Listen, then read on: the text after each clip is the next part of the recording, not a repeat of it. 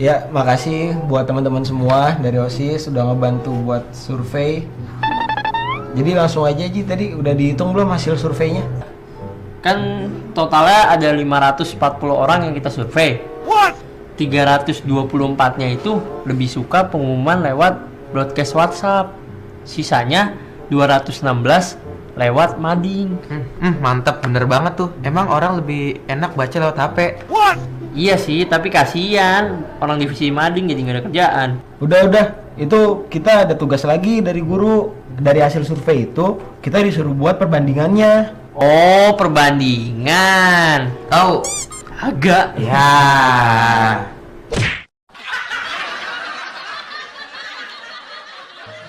Halo sahabat edukasi, itu tadi teman-teman yang tadi disuruh sama gurunya untuk menghitung mana yang banyak pakai WhatsApp atau mana yang lebih banyak baca di mading.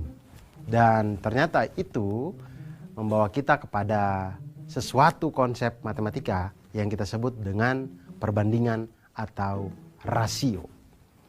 Nah, apa itu perbandingan atau rasio? Perbandingan atau rasio digunakan untuk membandingkan besaran suatu benda dengan benda lainnya. Besaran benda ini banyak, bisa dari ukurannya, bisa berupa panjang, kecepatan, massa, waktu, atau banyak bendanya, dan banyak hal yang tentang besaran, pokoknya besaran tentang suatu benda. Kemudian cara menyatakan rasio atau perbandingan ini itu ada 3 cara. Cara yang pertama itu adalah dengan bentuk pecahan. Semisal 2/3, pecahan 3/4, atau 5/8, dan seterusnya gitu. Lalu kedua, bisa dinyatakan dengan dua bilangan yang dipisahkan oleh titik 2. Misalnya kita lihat ada 2/3 tadi, bisa kita tulis menjadi 2/3. 2.2 kemudian 3, kemudian 5.2, kemudian 6, 5/6, dan seterusnya. Kemudian yang ketiga, bisa dinyatakan dengan dua bilangan yang dipisahkan oleh kata dari. Dipisahkan dengan kata dari. Jadi kalau 2/3 bisa disebut dengan 2/3. Atau biasa lihat di iklan-iklannya ada yang ternyata 9 dari 10 wanita menggunakan sampo ini, gitu-gitu. Nah, itu adalah kalimat-kalimat perbandingan. Nah, sekarang mari kita lihat teman-teman yang tadi yang sudah menghitung sekolahnya itu 150 orang. Berapa sih yang disurvei? Mereka mensurvei 540 siswa yang ada di sekolahnya. Mana yang lebih berapa banyak yang membaca berita dari mading dan berapa banyak yang lebih suka dari broadcast message. Dan di situ didapatlah ternyata 324 siswa memilih lebih suka membaca dari broadcast message. Kemudian 216 siswa memilih lebih suka membaca dari mading. Nah, kemudian guru pembimbingnya itu meminta untuk diberikan laporan dalam bentuk perbandingan, karena kalau bilangan-bilangan ini langsung diberikan terlalu besar gitu. Jadi maunya disederhanakan dalam bentuk perbandingan atau rasio. Nah, bagaimana caranya?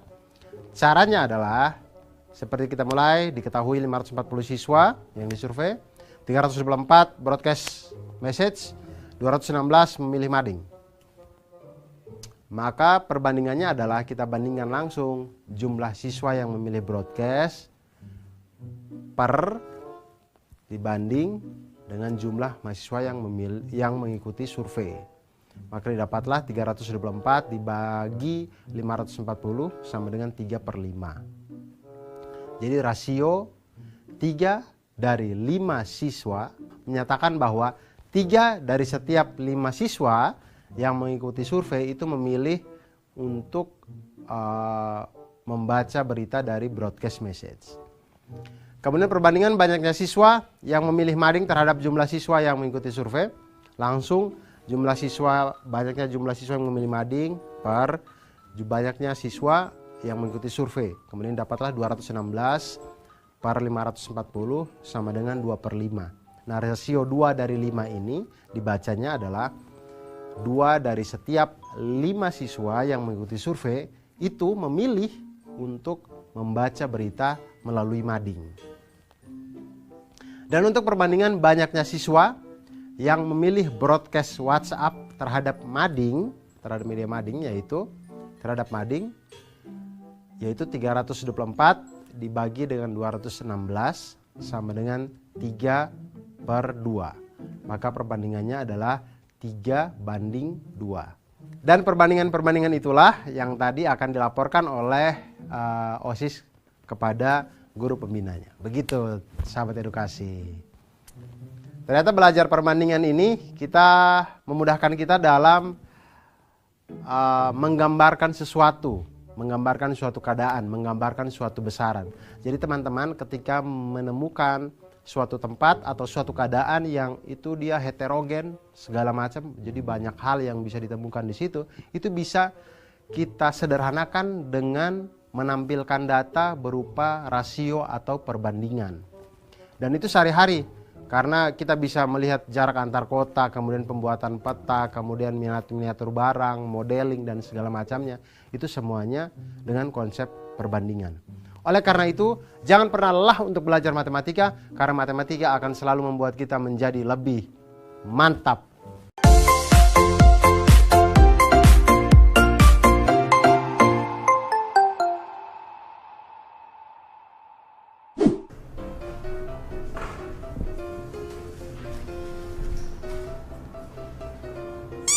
Bang, Mana? siap buat kuenya nih. Oh, iya boleh dulu. Bacain dah. Nih buat 3 kue, 270 gram terigu, 5 telur, dan 120 gram gula. Nah kalau buat 21 kue berapa tuh bang? Hah? 21 kue? Iya kan ada acara keluarga nanti. Oh iya lupa abang. Iya, Berarti lupa. kurang ini dah bahannya. Iya emang kurang. Kalau gitu kamu beli dulu nih di warung. Nih duitnya buat beli di warung. Beli bohongan nih ya? Bukan, monopoli itu. Ya enggak lo duit Warung asli ini. nih. Terawang aja tuh. Asli ini, bukan main-main. Udah kamu beli ntar di warung Ucok biasa. Terigu kan satunya 1 kilonya kan 9.000. Oke. Terus telur 1 butirnya 2.500 sama gulanya 12.000 per kilo. Oke. Dengan uang segini dan harga segitu kita dapat berapa kue nih bang? Berapa ya? Ya kamu hitung sendiri lah. Ya Allah punya abang mageran. Jangan nyolot dong jadi adek. Punya abang mageran. Waduh, nggak bener.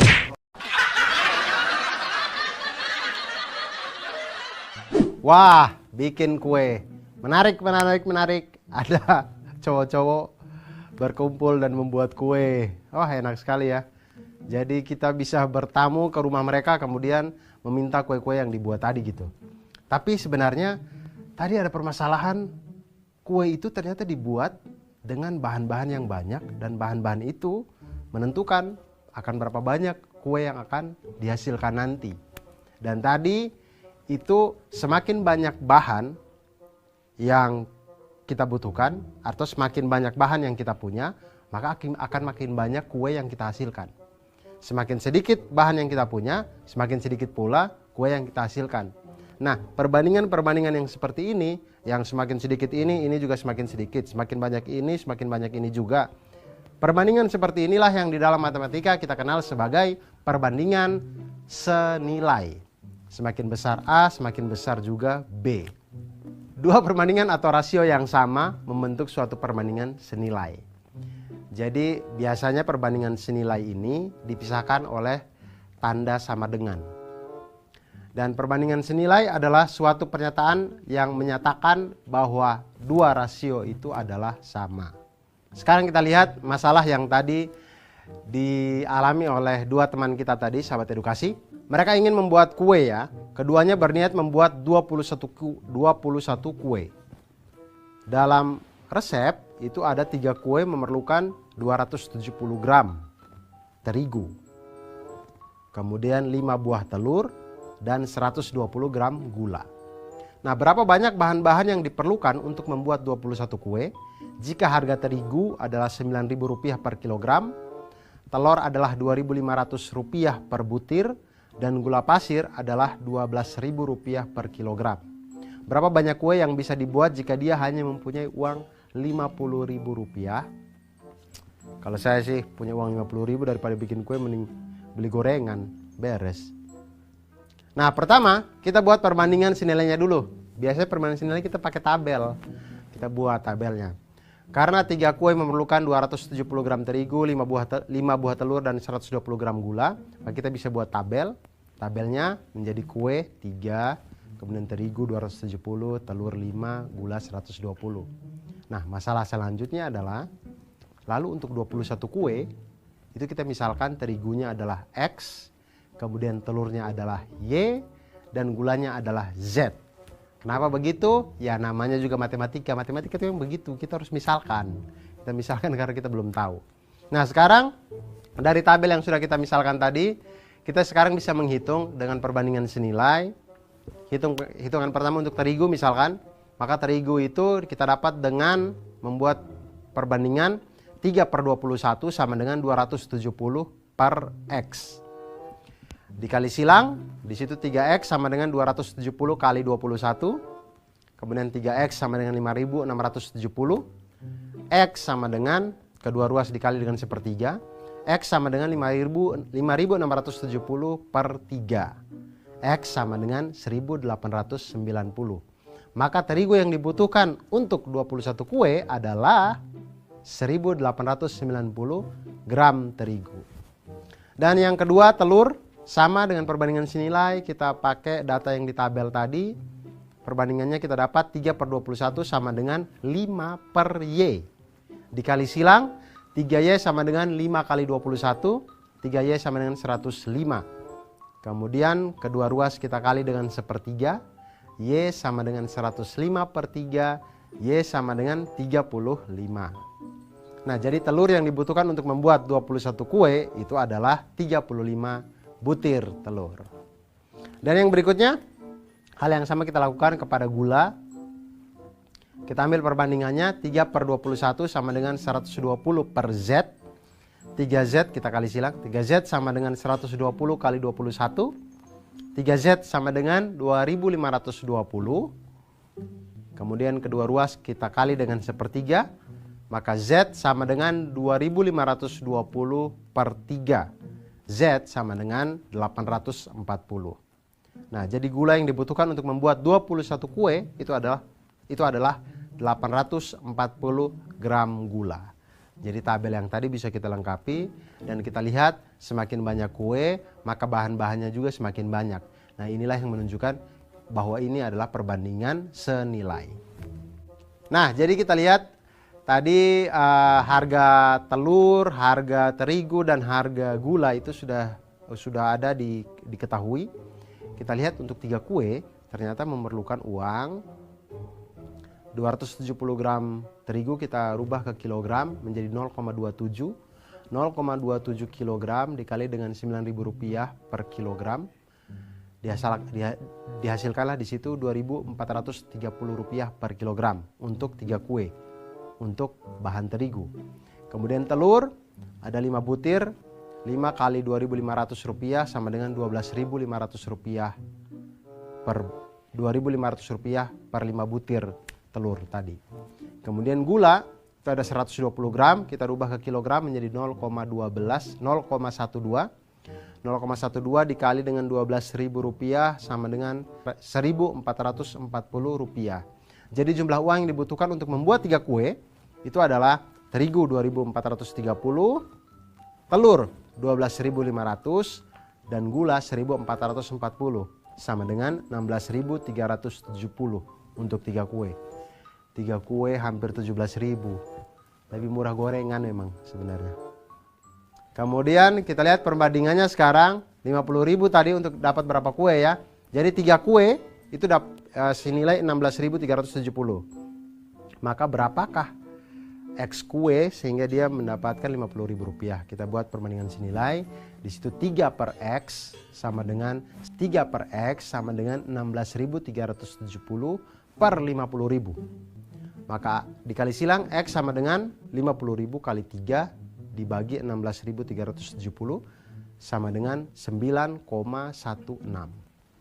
Jadi dengan uang Rp50.000 itu bisa untuk mendapatkan kurang lebih 9 kue. Dengan sisa tepungnya sedikit ya, pokoknya dapatnya 9 kue. Ternyata membuat kue itu memerlukan bahan yang banyak untuk mendapatkan kue yang banyak. Karena kita berbicara di perbandingan senilai. Dan perbandingan senilai ini itu sering sekali kita gunakan di dalam kehidupan kita sehari-hari. Oleh karena itu sahabat edukasi, jangan pernah menyerah untuk belajar matematika, jangan pernah lelah untuk belajar matematika. Karena matematika itu membuat hidup kita menjadi lebih mantul, manfaat betul.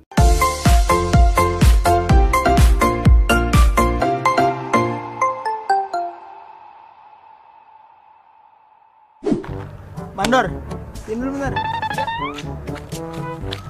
Gimana 10 hari ini kerjaan? Ya alhamdulillah Pak, kan targetnya 25 hari. Iya. Cuman kan 3 hari kemarin libur. Jadi ya agak terhambat. Iya ya.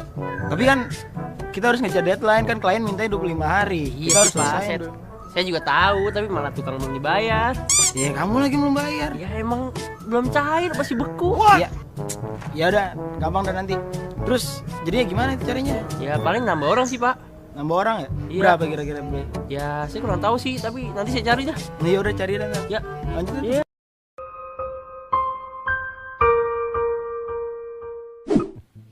Ya sahabat edukasi, Mandor tadi agak pusing ya.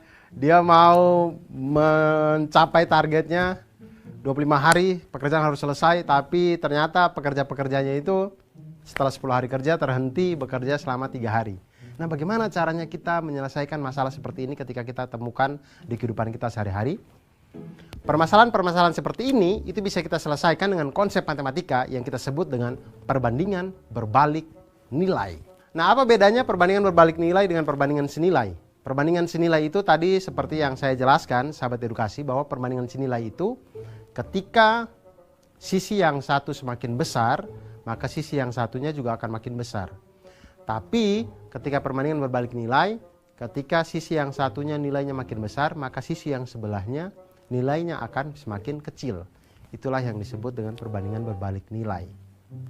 Dalam definisi matematikanya, perbandingan berbalik nilai itu dikondisikan sebagai rasio Y per X, itu yang rasio Y per X tidak selalu sama. Sedangkan hasil kalinya X dikali dengan Y adalah konstan yang selalu sama. Jadi Y berbanding terbalik terhadap X. Nah, hubungan ini dapat ditunjukkan oleh persamaan X dikali Y sama dengan K, atau Y sama dengan K dibagi X, di mana K itu adalah konstanta. Itu dia. Nah, sekarang kita lihat masalah yang dialami oleh Mandor yang tadi ya. Mandor yang tadi mempunyai pekerja sebanyak 20 orang. Nah, 20 orang ini diminta untuk menyelesaikan proyek ini selama 25 hari. Kemudian mereka bekerjalah selama 10 hari. 10 hari bekerja, ternyata pekerjaannya berhenti selama 3 hari. Nah, pertanyaannya sekarang adalah, jika pekerjaan tersebut harus diselesaikan tepat waktu, maka banyak pekerja yang diperlukan untuk tepat waktu itu adalah berapa?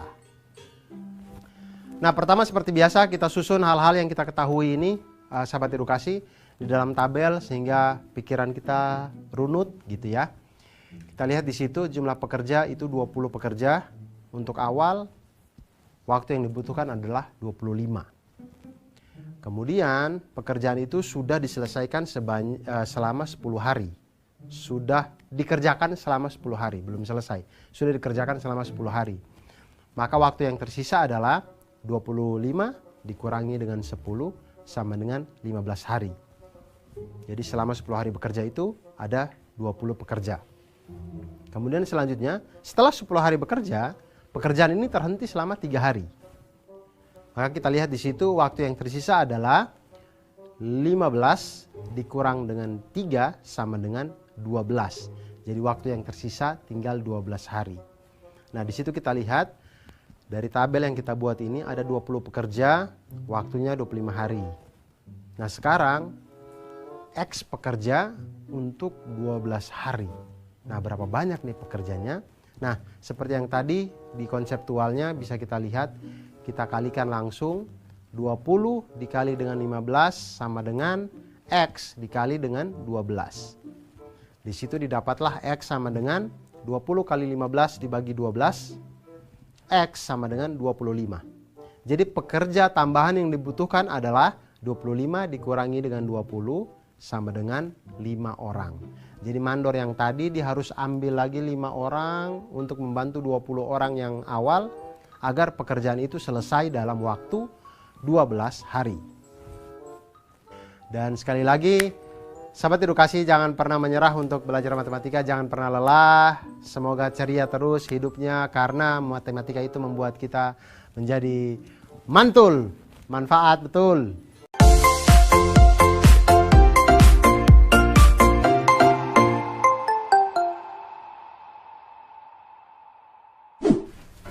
Cek, berat banget, Cek. Sakit nih, buku gede banget tau. Mantap lah. Ini buku atas sama buku telepon. Sih bukan buat telepon lagi. Ini kita lanjut. Kita kan pengen ke Bandung nih. Dari Jakarta. Nah, Kata aku paling dekat lewat Bogor. Tapi kan lewat Sukabumi juga bisa. Jangan sotoy kamu. Ini kita lah sini. Jangan lewat laut. kamu apa nih? Mana?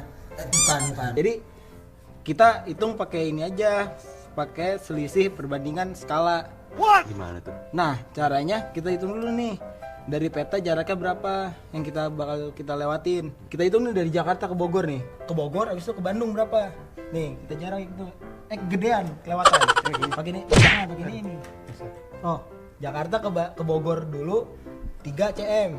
Terus dari Bogor ke Bandung 4 cm. CM apaan sih? Cemewel? Bukan, sentimeter. Oh, sentimeter bingung. Lanjut. Dari Jakarta ke Sukabumi 3 cm juga. Oh, sama berarti. Dari Sukabumi ke Bandung 6 cm. Nah, baru kita kan udah tahu nih jarak tempuh yang bakal kita lewatin. Kita selisih pakai perbandingan skala. Nah, skalanya itu kan 1:2.500.000. Nah, jadi berapa selisihnya dari jarak yang kita tentuin? Tahu nggak, Mudap? Kamu hitung aja sendiri. Aku mah nggak ngerti. Sama aku juga. Ngerti nggak? Apalagi aku. Ngerti nggak? Nah, tadi jelasin bisa. Ya, tapi kan nggak ngerti caranya. Ya udah, nggak jadi pergi deh kita.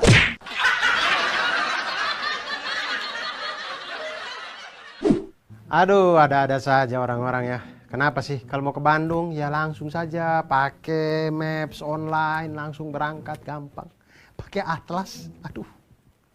Berasa seperti hidup zaman Hercules ya teman-teman ya. Sahabat edukasi. Tapi dari permasalahan tadi ya, itu memberi gambaran kita bahwa ternyata berguna juga. Kita tuh bisa tahu atlas yang kita lihat itu tidak hanya sekedar gambar, tapi sebenarnya hal yang sama juga terjadi di maps-maps yang ada di online itu sebenarnya bentuk canggih dari atlas gitu. Tapi semuanya itu bisa kita hitung dengan apa yang kita sebut dengan perbandingan skala. Nah, perbandingan skala ini itu memanfaatkan konsep perbandingan yang dari tadi kita sedang bahas. Nah, jadi sahabat edukasi, biasanya skala ini kita temukan di gambar-gambar, di model-model, modeling-modeling.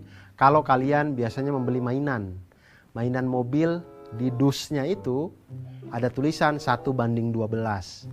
Ada lagi 1:54. Nah, itu adalah bentuk perbandingan skala yang maksudnya misalkan mainan motor kita beli tulisannya 1:12. Itu maksudnya 1 cm pada model yang kita beli itu mewakili 12 cm pada ukuran yang sebenarnya.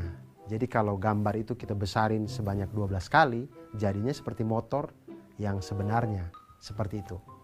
Nah, setiap peta itu memiliki skala dan setiap model juga biasanya memiliki skala.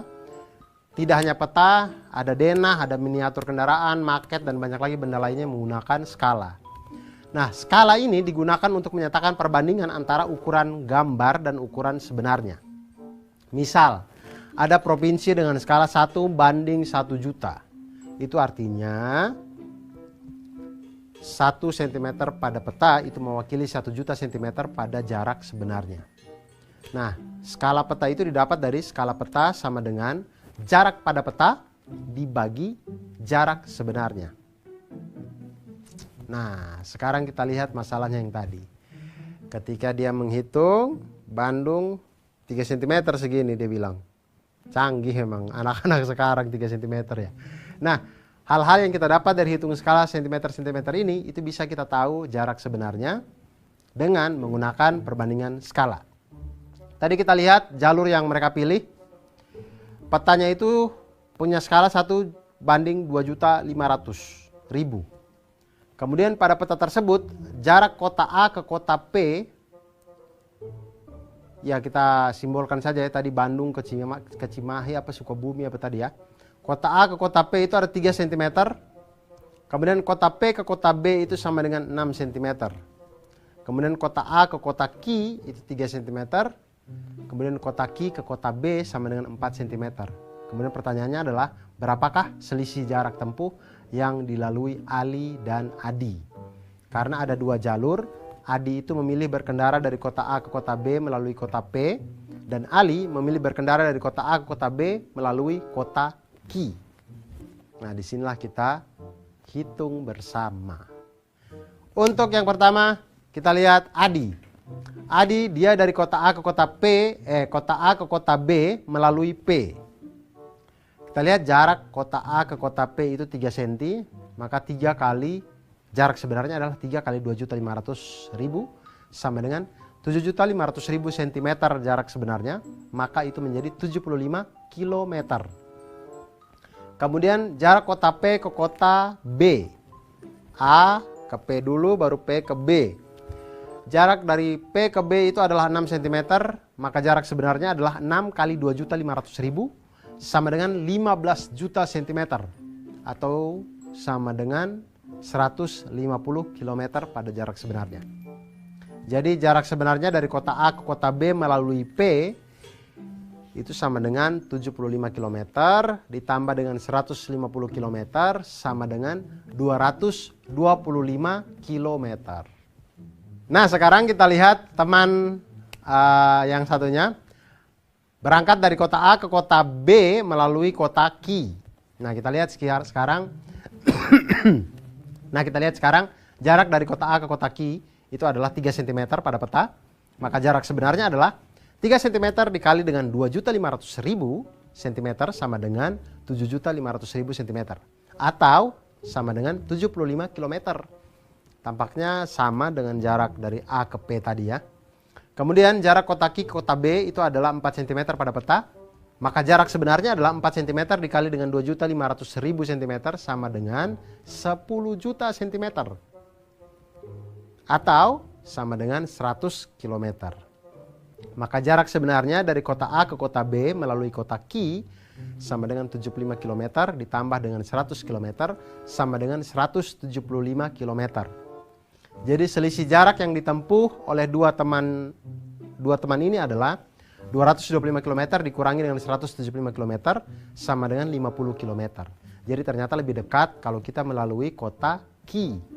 Tapi siapa yang sampai lebih duluan? Ya tergantung siapa yang punya kecepatan lebih cepat tentunya. Nah, cara lainnya bisa juga kita kerjakan dengan kita jumlahkan dulu jarak-jarak yang ada pada peta. Misalkan teman yang pertama adalah kota A ke P kemudian baru ke B, itu menjadi 3 tambah 6 sama dengan 9 cm. Kemudian teman yang kedua dari A ke Q kemudian Q ke B itu mendapatkan 3 ditambah dengan 4 sama dengan 7 cm. Kemudian selisih jarak keduanya menjadi 9 dikurang 7 sama dengan 2 cm. Selisih jarak mereka pada peta. Nah, kemudian selisih jaraknya ini, 2 cm-nya ini, kita hitung selisih sebenarnya. Maka 2 cm dikali dengan 2.500.000 cm sama dengan 5 juta cm sama dengan 50 km. Ternyata cara yang ini lebih cepat ya. Nah, sahabat edukasi, itu tadi perbandingan skala pada peta, pada modeling, pada segala macam denah dan macam-macam di kehidupan kita ini. Akhir kata, jangan pernah lelah untuk belajar matematika, jangan pernah menyerah. Terus ceria, terus semangat untuk belajar matematika, karena dengan matematika membuat hidup kita menjadi lebih mantul, manfaat, betul.